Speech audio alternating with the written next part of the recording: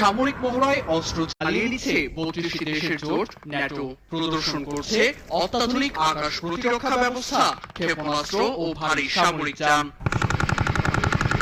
টানা ৩ বছর ধরে চলতে থাকা রাশিয়া ও ইউক্রেন যুদ্ধে জড়িয়ে পড়েছে ইউরোপীয় ইউনিয়ন ও যুক্তরাষ্ট্র।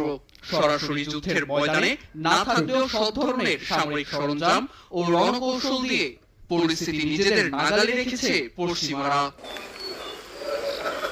এই পরিস্থিতি তৃতীয় বিশ্বযুদ্ধের চেয়েও কম নয়, এমনটাই মনে করছেন বিশেষজ্ঞ ও অর্থনীতিবিদ দিমিত্রি ট্রেনিন। রুশ গণমাধ্যম আরটির প্রতিবেদনে তিনি বলেন, মানুষ বুঝতেই পারছে না যে তৃতীয় বিশ্বযুদ্ধ চলছে, যেখানে রাশিয়া, চীন ও উত্তর কোরিয়ার মুখোমুখি পুরো পশ্চিমা বিশ্ব। দিমিত্রি ট্রেনিনের মতে রাশিয়া, চীন ও উত্তর কোরিয়া অর্থ